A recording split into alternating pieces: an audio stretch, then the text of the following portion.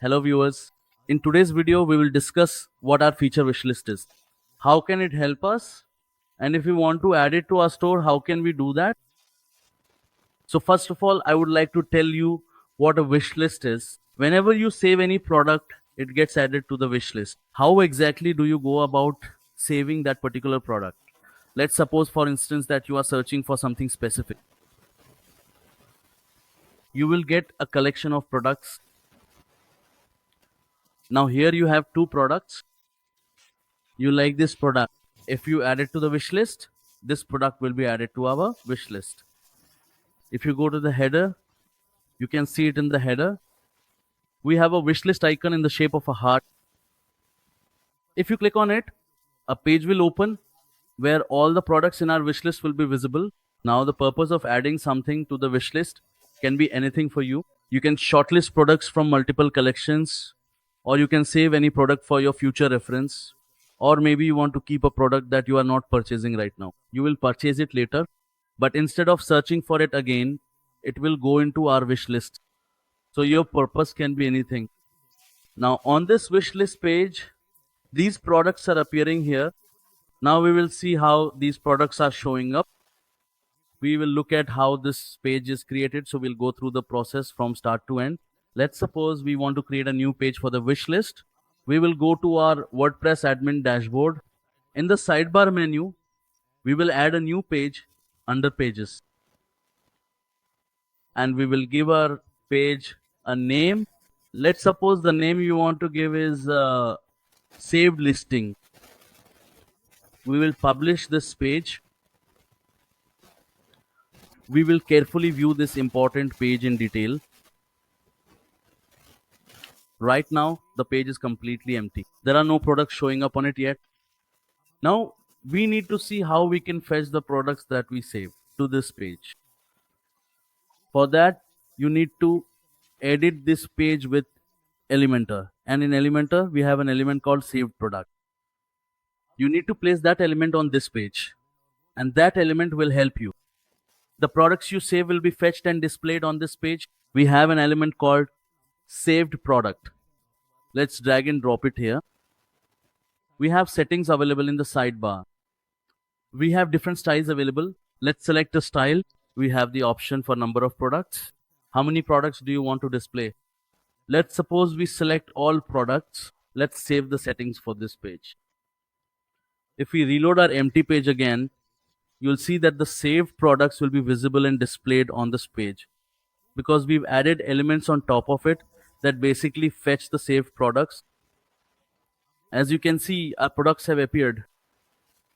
Now, if you go back to Elementor again, here I'll give you a brief overview. You can see that you have multiple styles. You might be wondering whether we can create these styles ourselves or not. You may want to know where these styles are coming from. So for that, I'd like to tell you, if you go to the WordPress admin dashboard, go to settings in CubeWP. In settings, we have the option for post settings. Here we can initialize for which post type we want to create styles. Our post type is product, and for that, the 4 styles you see in Elementor have been initialized here. This place here is only for initializing. Let's suppose you select a product, a post type, and if you want to create multiple postcards for this post type.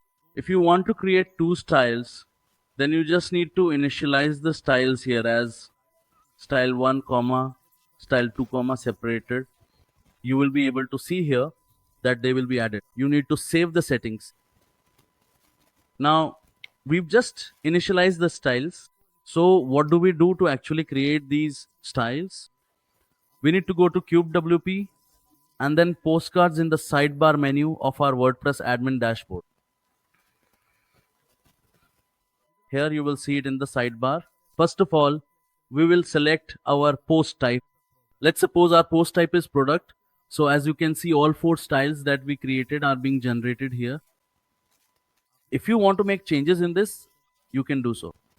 If you want to create a new style, you need to go back to the settings and initialize a new style. It will automatically appear here. You will click on it. After clicking, you have 2 options. edit postcard layout and layout CSS. In the first option, you can place the HTML of your postcard, and in the second option, you can put the CSS code. If you know HTML, you can design a postcard as you wish. If you don't know, you can have GPT create it for you, and I'll give you a brief overview because we'll make a separate video on how to create a postcard so that you get a proper understanding. This is just to give you an overview. Basically, we've created different styles from here. You can see here in the HTML, this is a short code in white color. If you look here, we've used loop the title, which is a shortcut to fetch the title of a product or post. And all the shortcuts are also provided in the sidebar. If you want to fetch anything anywhere, you can use that code. So basically, this is a method shown to you for how we create postcards from here. But we will make a separate video on this so that you can develop a proper understanding. Now, our page is completely ready. However, if you were to press the very same wishlist icon once again, the specific page that we have just recently created will unfortunately not load. Instead, our previously existing old page, which is indeed named wishlist, is loading up. Now we want the brand new page we have just created to load and display instead of the old existing one. So let's carefully look at the header section where we've prominently placed the wishlist icon. So here, two important things will be thoroughly covered. Firstly, how you can effectively add the wishlist functionality to the header and then seamlessly link it. And secondly, how you can easily change an existing link if you want to make any adjustments. You simply and straightforwardly need to access and then meticulously edit your website's header section using the powerful and intuitive Elementor page builder plugin. Your header will now be editable in Elementor. If you hover over it, you'll see the option to edit. When we clicked on the heart icon, you can see that you can change the icon for saved if you want. So you can change it as well.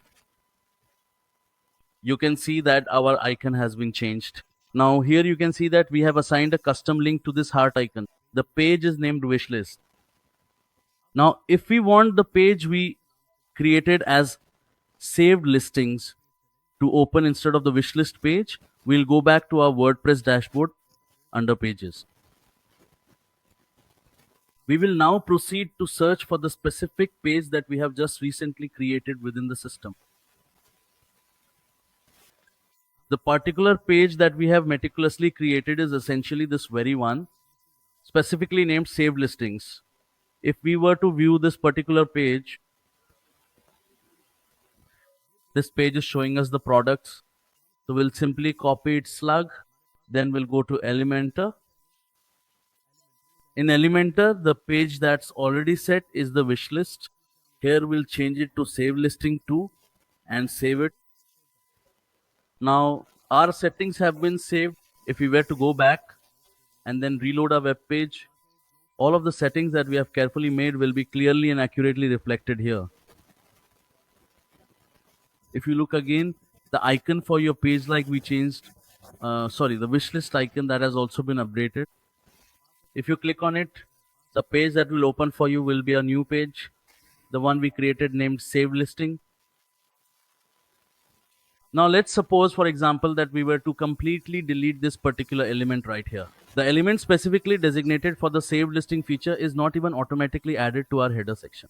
If we, as developers, want to manually add it ourselves, the most effective and proper way to accomplish that is, first and foremost, you absolutely need to add an appropriate icon. If you are indeed looking to add an icon to represent this feature, then that is the initial step you must take.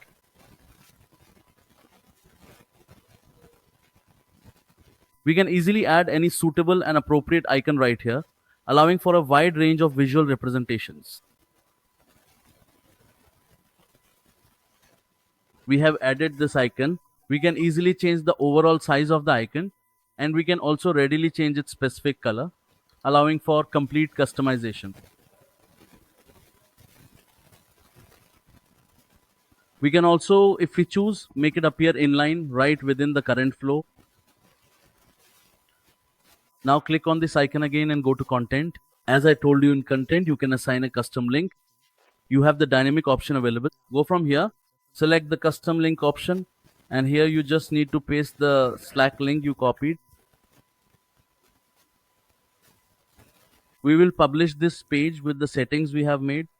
We will go back and reload our home page so that our settings are reflected. As you can see, we removed the previous option, added a new icon, and also assigned the page link to it. Now you can see that we've added a new icon. If you click on it, then the element for our saved listings, that is the saved listings page, will load. So this was basically the method for how you can create a saved listings page, how you can create your own new page and assign it to the existing saved listings link. And if you want to add a new link that isn't already available, how you can do that as well. I hope that this video has helped you develop a better understanding. Thank you so much for watching this video. Take care.